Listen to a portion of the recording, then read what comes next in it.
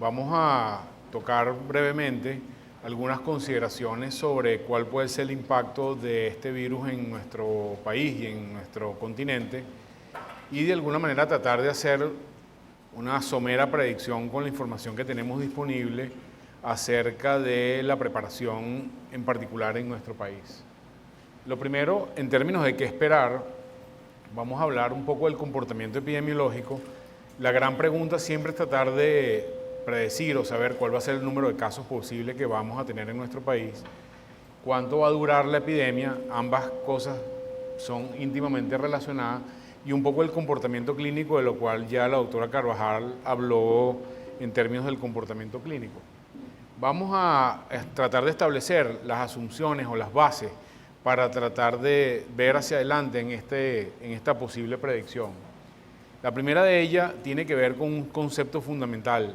Ya el doctor Liprandi les dijo, no hay memoria inmunológica. Estamos viendo un virus nuevo para el cual nuestro sistema inmunológico no ha estado expuesto previamente y hay algunas dudas sobre si la presencia de virus de alguna manera filogenéticamente o inmunológicamente similares pueden generarnos alguna forma de respuesta cruzada ante este virus que no es conocido. Pareciera, por la información previa, que no pareciera haber alguna inmunidad cruzada con virus similares como el virus de la encefalitis equina o West Nile o dengue inclusive. O sea que de alguna manera este es uno de los factores que no son positivos. El número de población susceptible tiene que ver directamente con la presencia de memoria inmunológica y el número de población susceptible es prácticamente todo el continente. Al no haber exposición previa, no hay barrera inmunológica, no hay anticuerpos previos y eso hace que la cantidad de susceptibles sea, digamos, toda la población de América.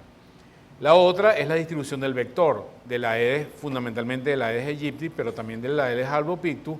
Vamos a hablar un poco sobre ese tema. Después el patrón de contagiosidad, que es lo que en epidemiología se llama el R sub 0, que es una variable muy importante en términos de transmisibilidad, vamos a ver cómo se comportaría.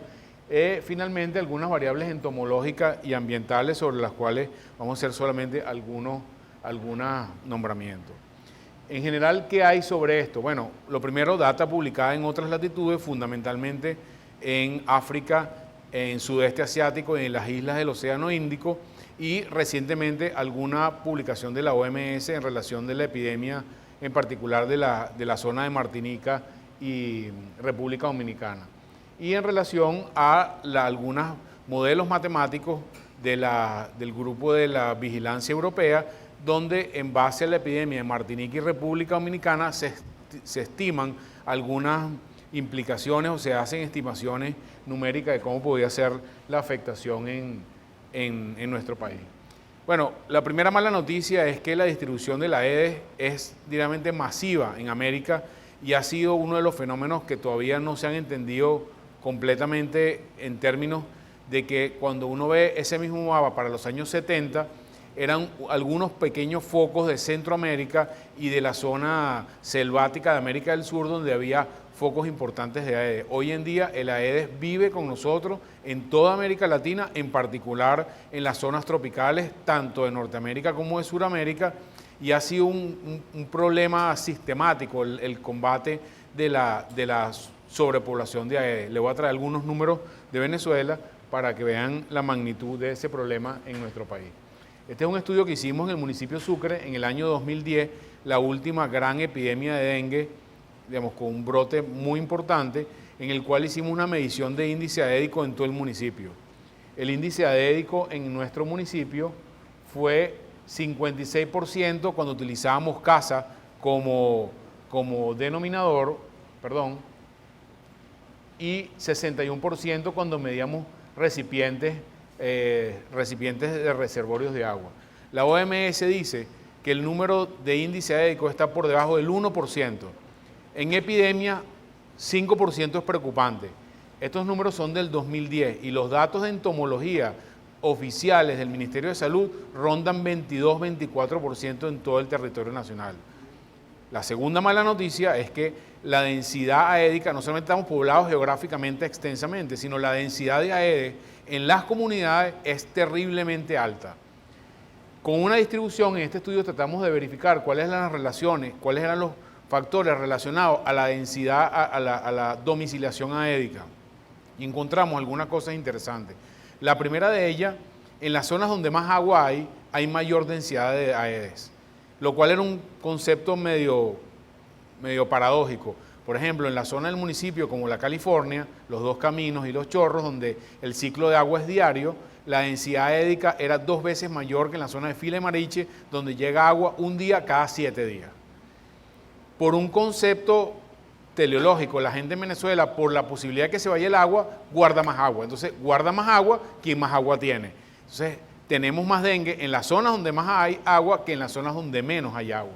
El segundo elemento importante era que el desconocimiento de la forma de control de la larva estaba altamente relacionada con tener casos intradomiciliarios de dengue y tener segundos casos.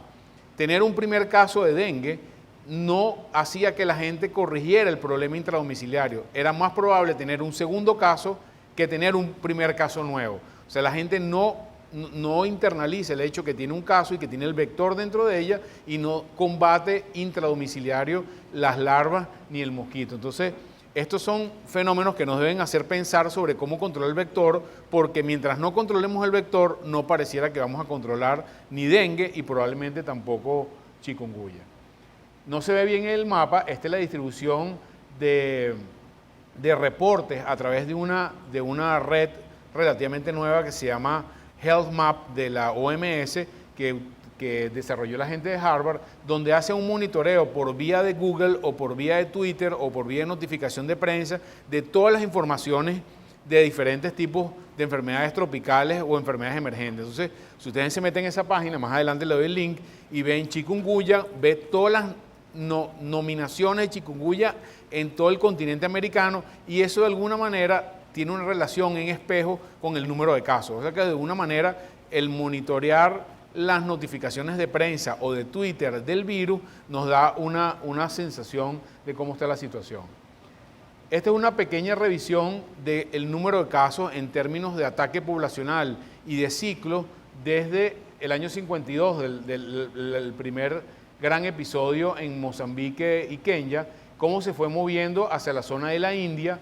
Después volvió a Kenia, el ciclo interepidémico está entre 7 y 10 años en promedio, y la tasa de ataque en algunas zonas que fue terriblemente importante. En las Islas Comoro, en el año 2005, 65% de la población fue afectada con síntomas, con 320.000 pacientes afectados en esa isla solamente, y atacó tanto medio rural como medio urbano.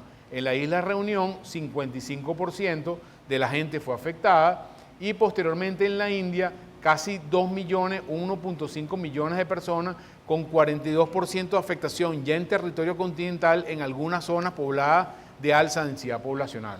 O sea que ya esto nos va dando un poco la pista de cuál puede ser el comportamiento, y aquí hay como 2 grandes paradigmas de comportamiento: el comportamiento isleño en las islas y el comportamiento continental, que no es exactamente igual. Pareciera haber algunas modificaciones. Hoy en día en América, los datos de la Cruz Roja Internacional calcula que el número de afectados está alrededor de 500.000, a pesar de que la demostración de casos formales no llega sino a 130, 140.000. Ya hay organizaciones internacionales que dicen que la afectación real es mucho mayor. Quienes hayan ido a República Dominicana, o las personas que llegan, nos dicen que en particular en República Dominicana la campaña mediática, la actividad en las calles es muy importante hoy en día. O sea, chikungunya hoy en día en República Dominicana es el gran problema en este momento. Este es el mapa que ya representaron de OMS, donde hay casos autóctonos. Llama la atención que no está Venezuela, donde el propio gobierno dijo que hay 2 casos autóctonos en el estado de Aragua. Y si hacemos un enfoque en este mapa, vamos a ver, aquí vemos, este es el mapa de la OMS, donde hay transmisión de casos autóctonos en todas las islas, como dijo Jaime, de sotavento. Sotavento significa en términos marinos por donde viene el viento, y barlovento es hacia donde el viento se va.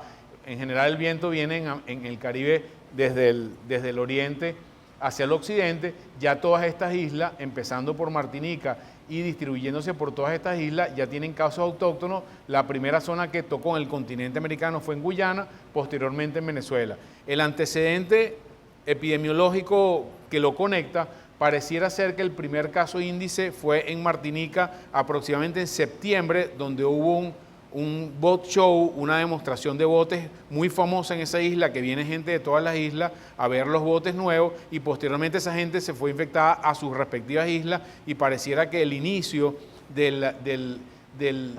los brotes autóctonos en el resto de las islas tiene que ver con ese evento en la época de septiembre.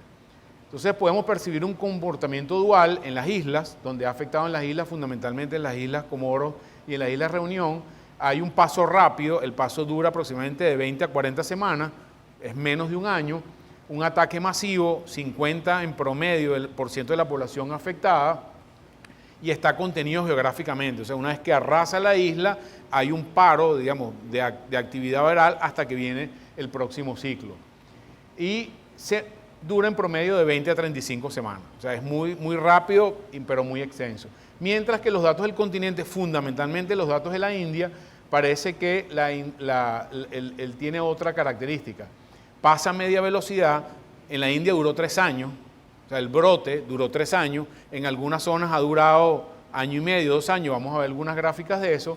El ataque es fundamentalmente zonas de alta densidad poblacional, y hay un fenómeno de saltos donde hay zonas de alta densidad, hay zonas intermedias no muy afectadas rurales, y pasa a zonas de alta densidad probablemente por viajes que ocurren entre las zonas, en las zonas de densidades de alta densidad poblacional. Y la duración en promedio es de 2 a 3 años, o sea, dura más de 1 año. O sea, ya estamos viendo que el comportamiento continental, para quienes piensan que esto va a ser rápido, no va a ser rápido. Yo creo que aquí no menos de 1 año, probablemente más cerca de 2 que de 1, y eso es a lo que nos vamos a enfrentar en los próximos meses.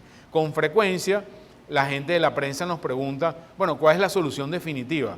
Siempre pensamos o tenemos la fantasía en nuestra cabeza que esto, como ocurre en Hollywood, ¿no? Que va a venir un helicóptero con unos tipos con una vacuna a inyectar a una persona y se acabó la epidemia en unas horas. Bueno, estamos muy lejos de eso. Esto es una dinámica completamente diferente. Estos son los datos de las tablas de la OMS, donde el número de casos sospechosos ya suma en América casi 300.000, confirmados solamente el 10% de ellos, que es lo que uno realmente ve, porque el número de casos confirmados son los que tienen prueba virológica o prueba serológica positivo, y eso en la mayoría de los países en esta magnitud termina siendo imposible determinar que todos los casos sean confirmados. Y en algunas otras zonas de América, todavía América Central, poco afectada, con la excepción de El Salvador. Bueno, esto es lo que hemos visto estando en las tablas.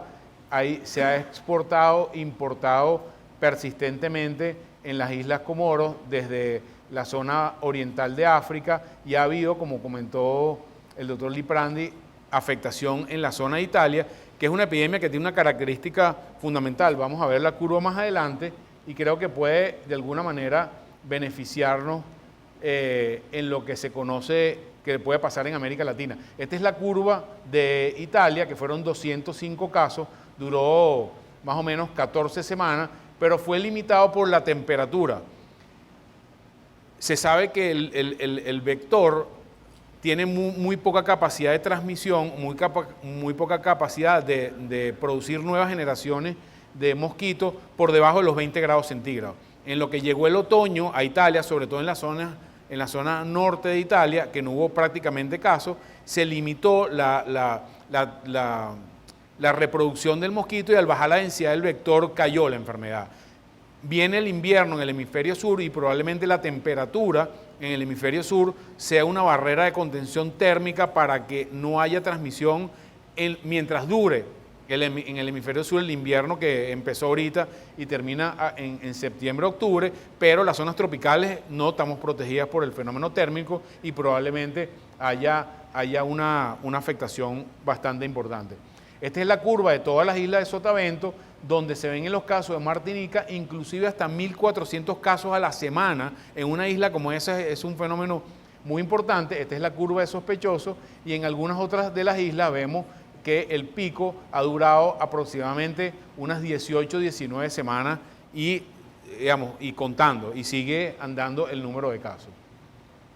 No encontré la curva de República Dominicana, porque pareciera no estar publicada, y esta es la curva en Venezuela según la data oficial, en función de los días y fechas que fueron reportados por los personeros del gobierno, y vemos que es una curva que va en franco ascenso, típicamente epidémica. Sí nos llama la atención, y era algo que le había comentado a Jaime, esto no es lo que uno espera encontrar en casos que vienen todos importados con una forma de epidemia. O sea, si los casos son solamente importados, tú esperarías encontrar, digamos, sube, baja, pero o estamos viendo el reflejo de la epidemia en República Dominicana, que puede ser un fenómeno, una imagen espejo de lo que está pasando en República Dominicana, y probablemente vamos a empezar a tener casos autóctonos en una segunda ola progresivamente en las próximas semanas. Pero esto es un comportamiento claramente epidémico. De hecho, hasta aquí hay 43 casos, ya hoy dijeron que son 45 el número de casos acumulados. Siempre para los medios es importante decirle que lo importante no es el número de casos acumulados, sino el número de casos nuevos por semana, que es lo que predice cuando vamos hacia el pico de la epidemia, se alcanza el plató y empieza a bajar el número de casos. Ese es el momento en el cual la epidemia empieza a bajar y por eso es muy importante el monitoreo del número de casos. Esta es la distribución geográfica donde ya hay casos en Venezuela. Ven que es bastante extensa en términos del número de estados para las pocas semanas que tenemos. Y en términos de los modelos matemáticos, una de las grandes preguntas es cuál es el R0, cuál es la capacidad de transmisión real del virus. Aquí le traigo algunos datos de cómo se comportan. Sarampión es el que tiene el peor R0, lo mismo que pertussis, difteria 6, SARS 2 a 5, y les voy a poner los datos de los modelos matemáticos del grupo europeo para que se den una idea de cómo se afecta esto. Este R0 tiene 3 componentes: la tasa de contacto entre un huésped infectado y uno susceptible, la intensidad del contacto y el tiempo de infección. El tiempo de infección no se puede bajar porque no hay actividad, no hay ningún medicamento que tenga actividad viral, y al disminuir el número de días virémicos, uno afecta la tasa de transmisión. Como eso no es posible, hay que enfocarse en las medidas de contención que tienen que ver con la identificación temprana y evitar que los mosquitos piquen al paciente virémico, y eso controla debería controlar la tasa de transmisión de la epidemia. Estos son los datos del modelo. Uno de los elementos importantes es que la tasa, el intervalo de infección intradomiciliario es de 4 días, donde ha habido más de un caso intradomiciliario. Entonces, digamos, es una idea que nos dice, cuando hay un segundo caso, cuando empecemos a tener transmisión autóctona importante, el promedio entre un caso y otro clásicamente es 4 días. Y eso tiene que ver con la reproducción del virus y del mosquito en las secuentes generaciones. En base a este modelo, que es el modelo de Martinica, se establecieron algunas variables matemáticas de las posibles formas de contagio dependiendo del intervalo de regeneración entre una generación y otra de la Aedes, y estos son los promedios de R0 para las diferentes islas. En promedio está alrededor de 4. Hasta que este R0 no baje de 1, la epidemia va a seguir aumentando. Porque cuando es menos de 1, es que una persona infectada tiene capacidad de transmitir a otro. Cuando es 1, se mantiene en endemia, mayor de 1 estamos en epidemia, y menor de 1 la epidemia baja. Pero me llamó la atención que el número es bastante alto para lo que yo me imaginaba que podía ser un virus de transmisión a través de un vector. Estos son los promedios de la predicción del grupo europeo en función de la data que se obtiene en Martinica, y evaluando diferentes modelos matemáticos encontraron que la distancia que hay entre los focos importados y los focos autóctonos es el predictor más importante de mantenimiento de la epidemia a través del tiempo en el continente. Este es el modelo donde la distancia es el elemento más importante, y esto es bastante matemático, pero esta fue una predicción de la probabilidad a los 30 días, 15 días y 0 días de que empezara a haber transmisión autóctona. Ya esta predicción, en el caso de Venezuela, esto era para algo así como finales de mayo, ya la probabilidad de que en Venezuela hubiera transmisión autóctona para los próximos 30 días era como 30% y ya en Venezuela parece haberse cumplido. Y obviamente está en relación con la distancia que tienen estos países con los focos donde hay transmisión autóctona importante, que son todas las islas orientales. Entonces, bueno, ya en Venezuela esta probabilidad es prácticamente 100% y eso indica que tenemos la coincidencia de dos fenómenos importantes: virus replicándose activamente entre la población, densidad de Aedes importante en todo el país y transmisión autóctona efectiva. O sea que no hay ninguna razón para que el virus no se siga expandiendo de una manera bastante efectiva. Esto es lo que le comentaba de Health Map. Aquí está la actividad por Twitter y por Google. Esto es en toda América desde principios de año hasta ahorita. Fíjense cómo aumentó chikungunya abruptamente a finales de mayo. La otra lámina es la de Venezuela, donde está ya reportado desde el principios de junio, y algunas condiciones que pueden afectar la epidemia en Venezuela. La alta densidad édica es un hecho que no se ha podido disminuir en los últimos años y que está relacionado con el alto número de casos de dengue que tenemos año tras año, con una particularidad de endemia con epidemia en el mismo ciclo.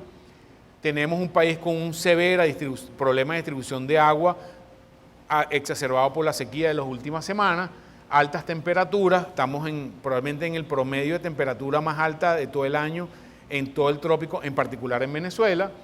Próxima época de lluvia con un pronóstico de afectación del Niño a final del año muy importante en toda la zona andina y la zona selvática ecuatorial, lo que va a favorecer la replicación del transmisor de la Aedes de una forma muy importante. Hay una relación logarítmica entre la lluvia y la producción de generaciones de vectores. La temporada vacacional aumenta la movilidad de la gente en toda Venezuela, pero además de eso aumenta el tiempo de estadía de la gente en su casa, entendiendo que el patrón de picadura de la Aedes es fundamentalmente al amanecer y al atardecer. El hecho de estar en vacaciones pone un número de personas susceptibles a picadura mucho mayor que cuando hay trabajo y clases normales. O sea que todas estas razones parecieran que vamos hacia un repunte de la actividad viral y de transmisión efectiva en las próximas semanas y meses, y estamos solamente empezando, en mi opinión. En términos numéricos es muy difícil decirlo porque los datos que tenemos de transmisión autóctona todavía son bastante escuetos, pero yo creo que esto, aún pareciéndose a dengue, que ya es conservador, estamos hablando de unos cuantos miles de casos de aquí a que se acabe el año y probablemente un año o más con actividad viral es lo que nos queda por delante, siendo conservadores. Si uno asume una tasa de ataque cercana al 20%, bueno, hagan la cuenta y estamos hablando de una cantidad de miles largos. En todo caso, aún pareciéndose a dengue, que los cálculos dicen que vamos a estar cerca de 70, 80 mil casos acumulados para dengue este año. Si sumamos unos 60.000 casos más de chikungunya, bueno, eso va a tener un impacto sobre nuestra salud pública. Y aquí viene el comentario de la preparación. Probablemente estamos en la peor situación de abastecimiento de medicamentos de un sistema de salud que hemos tenido la historia republicana de Venezuela, con toda seguridad, independientemente de qué lado de la política esté uno. O sea, siempre las epidemias son un tsunami para los sistemas de salud, no importa cuál, todas generan un movimiento del sistema de salud. Y en este momento estamos probablemente en la peor debilidad de nuestro sistema de salud, por lo menos que conozcamos la mayoría de los que estamos aquí. Entonces, el impacto que este virus va a tener, creo que hay que empezar a tomarlo en cuenta, a aumentar la velocidad de preparación, porque no creo que estuviéramos preparados para la contención de este virus. Y en este momento de expansión de la epidemia, la estrategia fundamental es la identificación temprana del virus para hacer que las personas que tengan actividad virémica no transmitan más a los posibles transmisores. Y eso implica capacidad diagnóstica rápida y extendida del territorio nacional, lo cual no existe. 2, una estrategia de identificación temprana de los posibles casos que vienen importados, lo cual hasta ahora no lo hemos visto. Y 3, una campaña informativa lo suficientemente extendida para que la gente entienda la magnitud de lo que estamos viendo. Entonces, creo que en general las noticias no son buenas en términos de qué es lo que nos viene. Con esto, las conclusiones: la tasa de ataque basada en el R0 y patrón geográfico va a ser alta, alrededor de 4. La duración en términos de patrón continental sugiere un periodo de más de un año de duración. Es temprano para hacer pronóstico, no hay suficientes causas autóctonos, pero basados en la densidad del vector, los huéspedes susceptibles, va a haber un número de casos importantes que pudiéramos asimilarlo a los casos de dengue. Y el grado de preparación histórica, si lo calculamos por dengue, porque tiene mucho que ver con control de vector, no ha sido bueno, y la explicación obvia está en los números que seguimos teniendo de dengue después de 20 años de actividad extensa de dengue en nuestro país. La situación coyuntural en general es muy mala para una epidemia. Esta sí es la última diapositiva. Muchas gracias.